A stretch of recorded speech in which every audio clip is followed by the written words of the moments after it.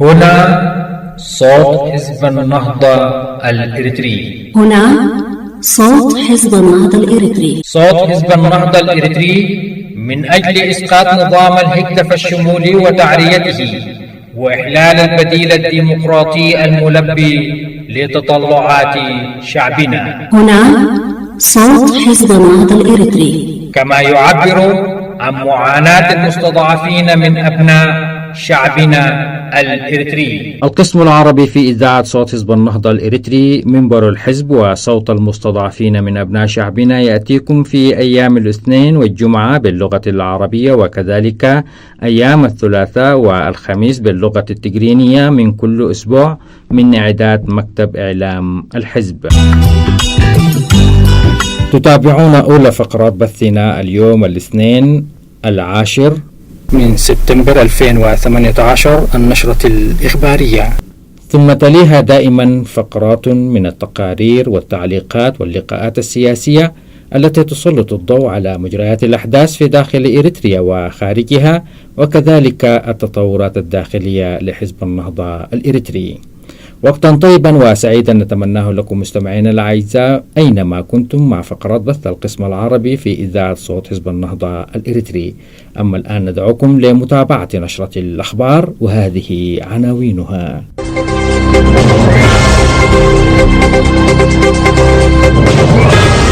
الجماهير الإريترية تودع القائد حامد محمود بكسلا شرق السودان. التحالف الديمقراطي الإريتري يبعث ببرقية تعزية ومواساة في استشهاد المناضل القائد حامد محمود حامد. قمة ثلاثية في أسمرة لرؤساء إثيوبيا وإريتريا والصومال، ورسو أول سفينة إثيوبية في ميناء مصوع الإريتري. 3 وزراء خارجية أفارقة يتوسطون بين إريتريا وجيبوتي.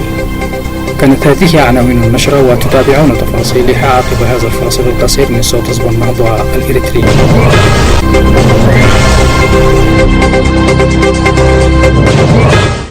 أهلا بكم مرة أخرى مستمعينا الأعزاء من القسم العربي في صوت حزب النهضة الإريتري، وإليكم نشرة الأخبار. ودعت جماهير كثيرة من الإريتريين والسودانيين في 6 سبتمبر المجيد 2018 القائد الإريتري الكبير حامد محمود الشهير بعنجة إلى مستقره الأخير في مقابر حسن وحسين بمدينة كسلا شرقي السودان. وقد سارعت عدد من تنظيمات المعارضة الإريترية خارج السودان بتصريحات صحفية نعت فيه الفقيد القائد، وعددت مناقبه وإسهاماته البطولية كقائد عظيم من قوات جيش التحرير الإريتري. بينما أصدرت اللجنة التنفيذية لجبهة التحرير الإريترية بيانا سردت فيه السيرة النضالية للقائد الذي طلب قبل عدة سنوات الإعفاء من المواقع التنظيمية في نوفمبر 2014 لإتاحة الفرصة للشباب لتولي المواقع القيادية حسب البيان. وأضاف موقع دوليس الإريتري المستقل أن القائد الجسور والمناضل العنيد حامد محمود خاض العديد من المعارك العسكرية منذ الستينيات وما تلاها من سنوات، كما تقلد العديد من المواقع العسكرية حتى تاريخ تقاعده. وحسب البيان عن سيرته الذاتية للفقيد القائد، ولد الشهيد بمدينة أقرداد في سنة 43 و900 وألف، ومنذ نعومة أظفاره بدأ حفظ القرآن الكريم في خلوة والده الشيخ محمود حامد، وبعد وفاته رحمة الله عليه تنقل بين الكثير من الخلاوي ليكمل حفظه للقرآن، ثم التحق بالمدارس النظامية فدرس مراحله التعليمية في السودان، وسافر لجمهورية مصر العربية ليكمل المرحلة الثانوية. التحق بجبهة التحرير الإريترية في أكتوبر 65 و900 وألف في القاهرة. وقع عليه الاختيار ضمن 20 شابا للالتحاق بكلية ضباط الاحتياط بحلب بالجمهورية العربية السورية. بعد تخرجه من الكلية العسكرية عاد للميدان والتحق بجيش التحرير الإريتري ضمن المنطقة الأولى، فكلف بتدريب فصيلة المساعدة في المنطقة الأولى على استخدام الهاون، ثم عين نائب قائد فصيلة المساعدة، ثم مستشارا عسكريا للشهيد القائد دنغوس أري قائد السرية الأولى في المنطقة الأولى. تدرج في قيادة الوحدات العسكرية من نائب قائد فصيلة إلى قائد لواء. في عام 69 و900 وألف انتخب عضوا في القيادة العامة لجيش التحرير الإريتري. في المؤتمر الوطني الثاني انتخب عضوا في المجلس الثوري لجبهة التحرير الإريترية، وأعيد انتخابه عضوا في المجلس الثوري في المؤتمرات من الثالث وحتى الثامن. عندما كونت هيئة الأركان العامة لجيش التحرير الإريتري عام 75 و900 وألف اختير عضوا فيها وشغل نائب رئيس شعبة العمليات. في عام 77 و900 وألف كلف بقيادة الجبهة الشرقية في المرتفعات الإريترية الوحدات الإدارية 8 و9 و10. بعد تكوين الألوية في عام 78 و900 وألف كلف بقيادة اللواء 69 بالإضافة لعضويته في هيئة الأركان العام لجيش التحرير الإريتري. في عام 86 و900 وألف اختير مسؤولا للمكتب العسكري لجبهة التحرير الإريترية ثم سكرتيرا للجنة التنفيذية. وفي عام 88 و900 وألف اختير نائبا لرئيس جبهة التحرير الإريترية واستمر نائبا للرئيس حتى عام 96 و900 وألف. وفي عام 96 و900 وألف كلف مرة أخرى بالمكتب العسكري. وفي المؤتمر التاسع في نوفمبر 2014 بعث الشهيد برسالة إلى المؤتمر يطلب فيها الإعفاء من المهام القيادية رغبة منه في إتاحة الفرصة للشباب. رحم الله فقيد الوطن والشعب الإريتري الشهيد القائد حامد محمود حامد رحمة واسعة، وألهم أهله وأصدقائه الصبر وحسن العزاء. إنا لله وإنا إليه راجعون. بعث التحالف الديمقراطي الإريتري ببرقية تعزية ومواساة في استشهاد المناضل القائد حامد محمود حامد، جاء فيه ما يلي: ينعى التحالف الديمقراطي الإريتري بمزيد من الحزن والأسى للشعب الإريتري المناضل الشهيد القائد حامد محمود حامد الذي وافته المنية صبيحة يوم الخميس الموافق 6 من سبتمبر 2018 إثر علة مرضية لازمته لفترة، ولم يقف ذلك حائلا بينه ومواصلة نضاله في سبيل حقوق شعبه المشروعة. المناضل الشهيد حامد محمود حامد من مواليد مدينة قرداد في عام 43 و900 وألف، ويعتبر أحد أبرز قادة جيش التحرير الإريتري، حيث التحق بجبهة التحرير الإريترية في أكتوبر عام 65 و900 وألف، وهو ما زال في ريعان شبابه، وتدرج في مختلف المستويات القيادية العسكرية والسياسية بجبهة التحرير الإريترية. وقد أفنى الشهيد البطل القائد حامد محمود حامد عمره وجهده وخبرته بكل وفاء في سبيل استقلال الوطن الإريتري من براثن الاستعمار الإثيوبي.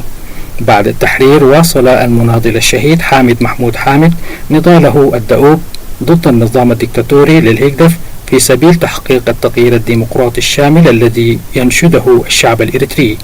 ويعتبر الفقيد قائد معدنه فريد صابر مثابر ناضل بكل تفان وإخلاص من أجل قضية شعبه العادلة حتى يوم وافته المنية. ويعتبر رحيله في هذه المرحلة الحساسة خسارة كبيرة للشعب الإريتري عموما ومعسكر المعارضة الإريتري على وجه الخصوص. وبهذه المناسبة يدعو التحالف الديمقراطي الإريتري كل القوى الإريترية الحادبة على التغيير إلى استخلاص الدرس من التجارب السابقة وتنحية الخلافات الثانوية وتعزيز وحدة الصف المعارض وتصعيد العمل النضالي لتعجيل من إسقاط النظام الدكتاتوري للهيغدف وتحقيق أهداف وتطلعات الشعب الإريتري نحو السلام والديمقراطية والعدالة الاجتماعية التي استشهد من أجلها المناضل الشهيد القائد حامد محمود. ويعاهد التحالف الديمقراطي الإريتري الفقيد الكبير بمواصلة النضال من أجل تحقيق الأهداف التي ناضل من أجلها وحتى ينجز التغيير الديمقراطي الشامل في إريتريا. وفي الختام يعبر التحالف الديمقراطي الإريتري عن حزنه العميق لعدم إمكانية مواراة جثمان الفقيد الكبير الثرى في وطنه الحبيب كغيره من الشهداء الأماجد الذين قدموا كل غال ونفيس في سبيل تحقيق الحقوق المشروعة لشعبنا الأبي، وذلك بسبب الممارسات اللا إنسانية لنظام الدكتاتوري للهيغدف. ويتوجه التحالف الديمقراطي الإريتري بأحر التعازي إلى أسرة الفقيد وقيادات وقواعد جبهة التحرير الإريتري ورفقائه من قدام المناضلين بصفة خاصة وإلى عموم الشعب الإريتري بصفة عامة، سائلين الله أن يلهمنا جميعا الصبر والسلوان. رحم الله الشهيد القائد حامد محمود وأسكنه فسيح الجنان، وإنا لله وإنا إليه راجعون. التحالف الديمقراطي الإريتري 6 سبتمبر 2018. استقبل رئيس الوزراء الإثيوبي أبي أحمد في ميناء مصوع أول سفينة إثيوبية ترسو في الشواطئ الإريترية بعد توقف دام 20 عاما جراء الحرب الحدودية التي أدت إلى قطيعة بين الدولتين منذ عام 98 و900 ألف، حين تعقد في العاصمة أسمرة قمة ثلاثية تجمع رؤساء إثيوبيا وإريتريا والصومال تناقش التحديات الإقليمية والتعاون المشترك. وبحسب وكالة الأنباء الرسمية الإثيوبية إينا، فإن سفينة الشحن الإثيوبية مقلة رست على الميناء الإريتري قادمة من المملكة العربية السعودية لتنقل 11,000 طن من الزنك الإريتري إلى الصين. ووصل رئيس الوزراء الإثيوبي أبي أحمد أسمرة قادما من الصين بعد مشاركته في منتدى الصين وإفريقيا الذي عقد في بكين. وتفقد المسؤول الإثيوبي خلال الزيارة برفقة مضيفه الإريتري إسياس أفورقي ميناء عصب ومصوع على البحر الأحمر.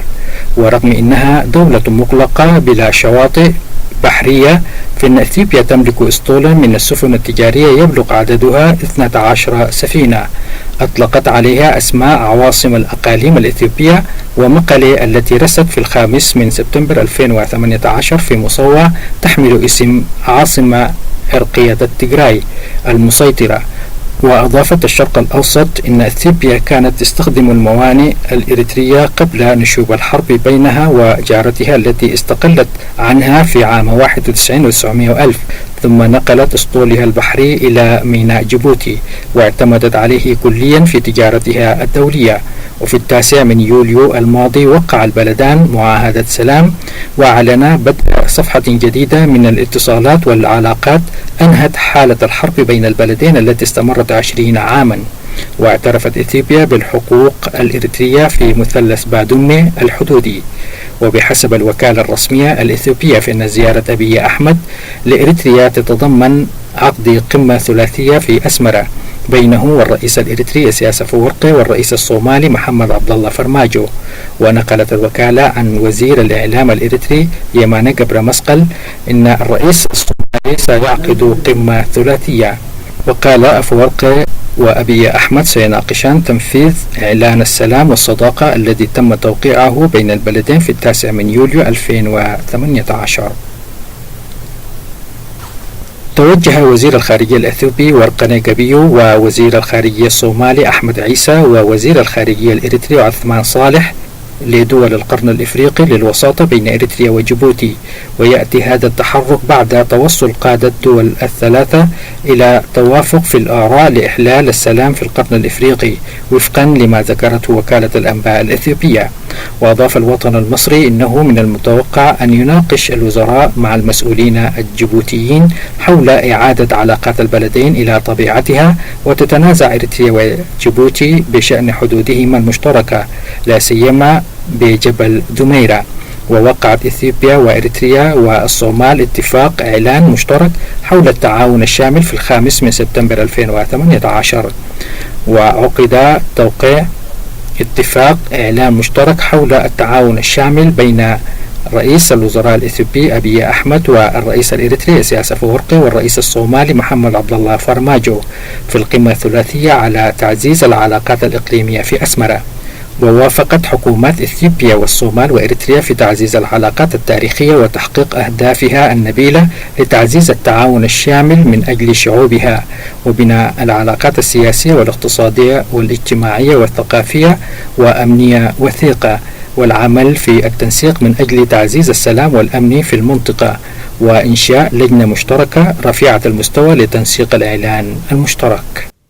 بنهاية هذا الخبر مستمعينا الكرام نصل بكم إلى ختام نشرتنا قدمناها لكم من صوت حزب النهضة الإريتري. نتكلم الدنيا ترفد ابنا قلبوا ترفديبنا قلبو ترفديبنا قلبو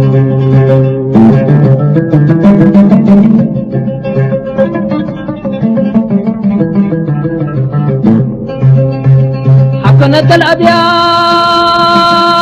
لا توقر منه يسأبو فقر منه يسأبو فقر منه يسأبو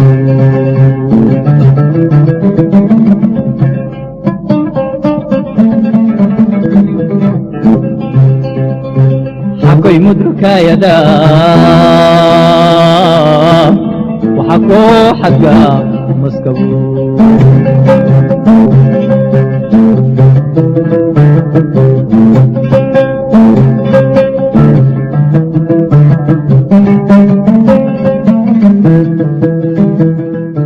نجدد لكم التحية مستمعينا الأعزاء من القسم العربي في صوت حزب النهضة الإريتري.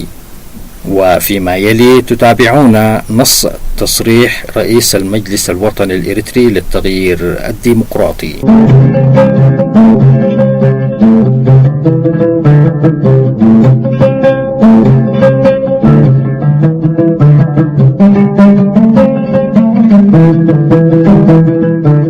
السادة والسيدات المناضلون من أجل التغيير الديمقراطي والعدالة، يا أبناء الشعب الإريتري، لا يخفى عليكم بأن مجلسنا الوطني ظلت تواجهه منذ تأسيسه ظروف موضوعية وذاتية جعلته غير قادر على الانطلاق إلى الأمام بسبب إشكالاته الداخلية من تباين الرؤى وعدم الثقة بين مكوناته السياسية والمدنية، ما أدى إلى تعطل مؤسساته وأجهزته.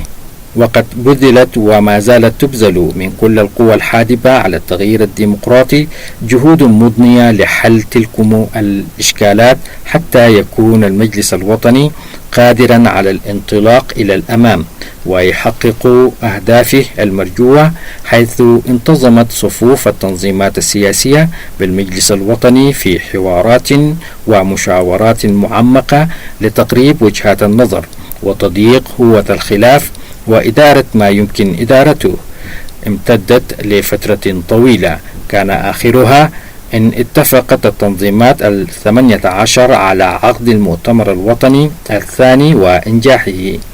كما عقد أعضاء المجلس الوطني في مختلف الأقاليم سلسلة من الاجتماعات عبر الوسائل التقنية الحديثة، ناقشوا خلالها الأوضاع والتطورات الجيوسياسية على الساحتين الإقليمية والدولية وتأثيراتها على عمل المقاومة الإريترية وكيفية تجاوز الأزمة الداخلية للمجلس الوطني. وانطلاقا من المساعي التي بذلها شركاء المجلس الوطني لإخراجه من مأزقه الحالي، صوتت غالبية عضوية المجلس الوطني على مقترح الحل المقدم من قبل رئاسة المجلس الوطني بعودة المؤسسات، وبما أن قرار المجلس الوطني القاضي بتفعيل عمل مؤسساته يتزامن مع الأحداث الجارية في منطقتنا عامة وإريتريا بصفة خاصة، مما يحتم علينا مضاعفة الجهود المبذولة بكل تفان وإخلاص لمواجهة هذه التحديات الماثلة أمامنا. واستنادا على ذلك تقرر عودة مؤسسات المجلس إلى مزاولة العمل، وذلك بعد أن أجرى المجلس الوطني بعض التعديلات الضرورية، آخذا في الاعتبار طبيعة هيكلها والظروف المحيطة بها وضمان فعاليتها وتحقيق كفاءتها في العمل بالسرعة المطلوبة على النحو التالي: 1.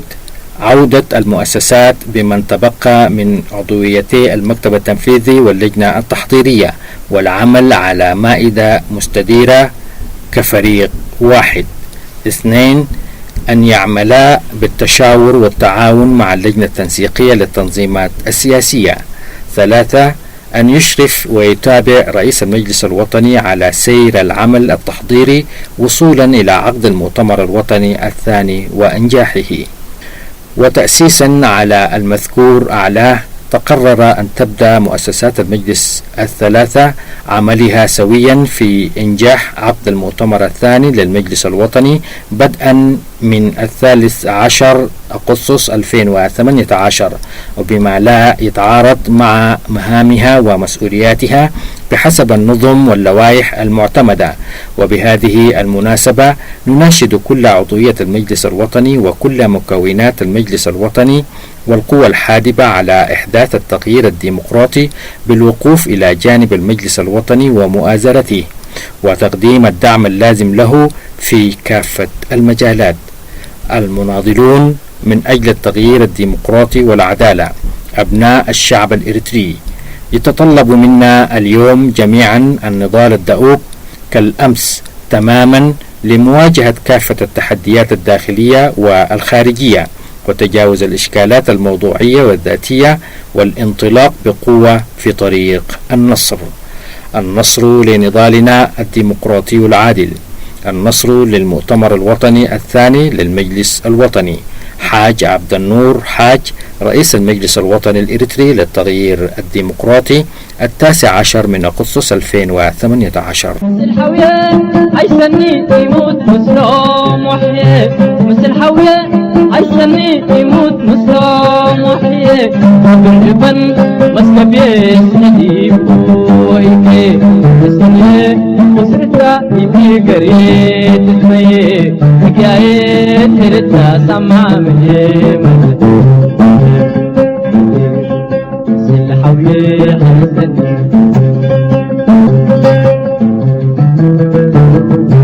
الحوية عيسني وهرت رياتك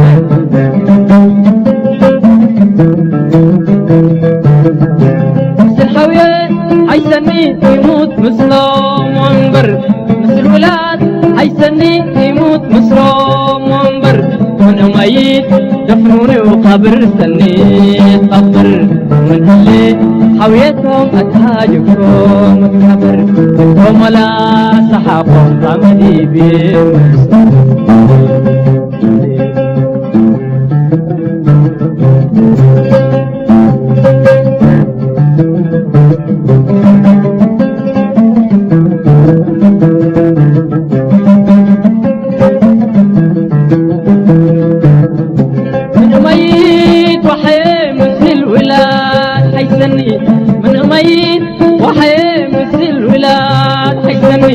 بالربن مسكبي ور بالله أكلني بالربن مسكبي ور بالله أكلني سر نطاف كبي ولا سروك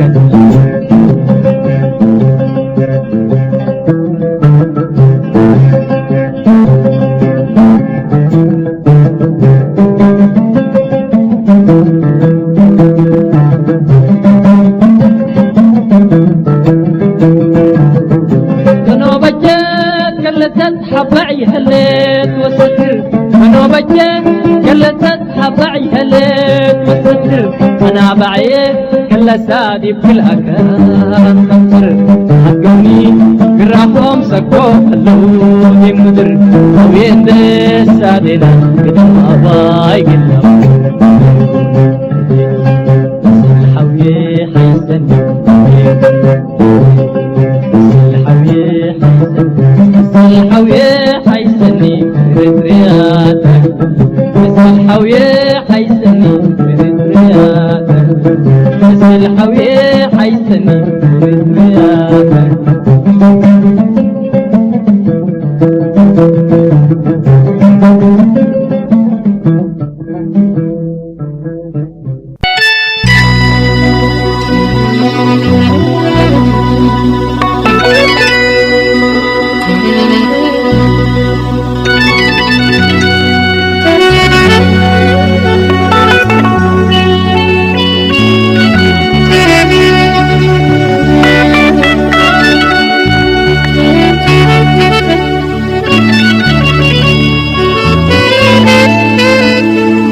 مستمعي صوت حزب النهضة الإريتري، يمكنكم إرسال آرائكم ومقترحاتكم على العنوان التالي anp.medias@gmail.com.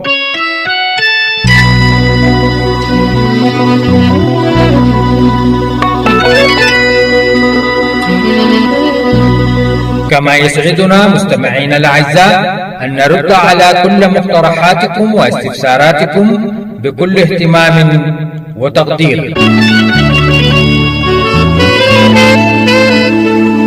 مستمعينا الأعزاء في كل مكان، متابعي برامج صوت حزب النهضة الإريتري، بنهاية هذه الفقرة نصل وإياكم إلى ختام برامجنا التي عديناها لكم من إعلام حزب النهضة الإريتري لهذا اليوم. مستمعينا الأعزاء، إلى أن نلتقيكم في برنامجنا القادم، نترككم في رعاية الله وحفظه.